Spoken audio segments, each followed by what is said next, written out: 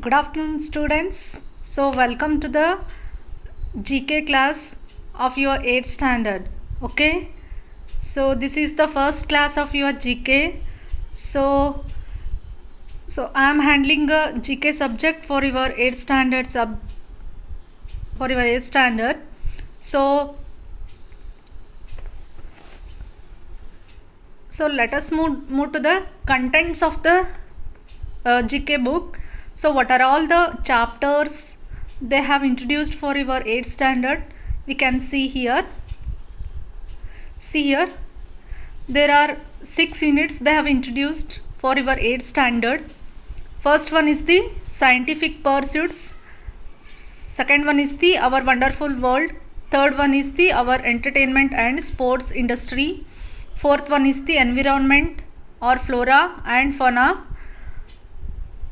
Fifth one is the our culture and civilizations. Last one is the miscellaneous topics. Okay, I think all of you know that general knowledge is very important to live a life. Okay, so only bookish knowledge will not going to work it out. So we should know the current affairs and some of the history topics. Okay, so to lead a successful life and to have a knowledgeable persons, this general knowledge is very important for each and every persons. So for that purpose, education system has introduced a general knowledge subject for every class. Okay, so all of you learn this subject without any negligency. Okay, this is very easy subject and it should be, but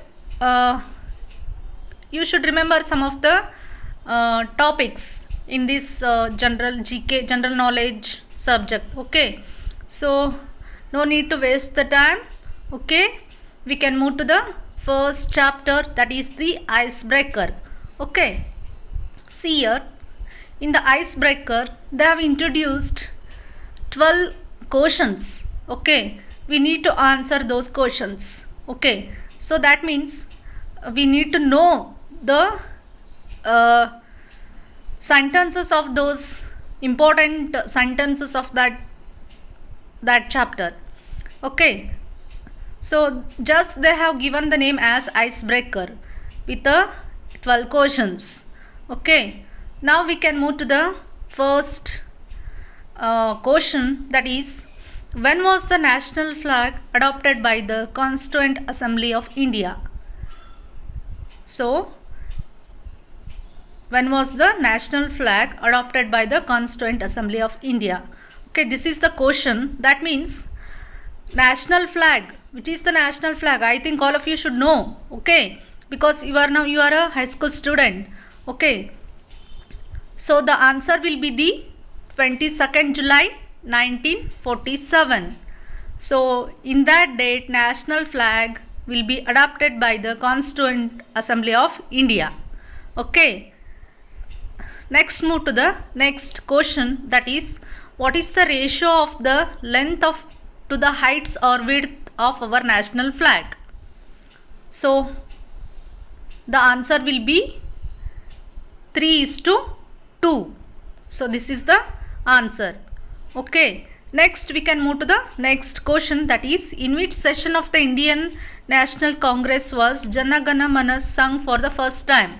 That means first time in which session National Congress was Jana Gana Mana was sung, they are asking like that. So the third answer will be as the third answer will be 1911 Calcutta session. In 1911 Calcutta session, Jana Gana Mana was sung for the first time. So every day we'll going to sing a song, no, at assembly. Yes, isn't it? So next move to the next question, that is, in which session of the Indian National Congress was Bankim Chandra Chatterjee's Vande Mataram first sung?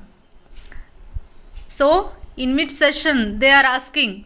Okay, that is in 1896 at Calcutta session. This is the answer for the fourth question.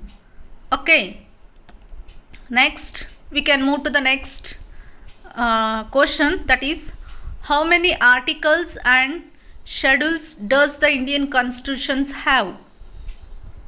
So the answer for this will be 448 articles and 12 schedules. That means, so all of you know Indian constitutions. Okay, for that Indian constitutions, so many schedules and articles they have introduced. For that they are asking how many articles and how many schedules. So they have given the answer as 448 articles and 12 schedules. Okay, that is the fifth question. Okay, now we can move to the next question, that is, what is the introduction of the preface of our constitutions also known as? So they are asking the introduction of our constitutions.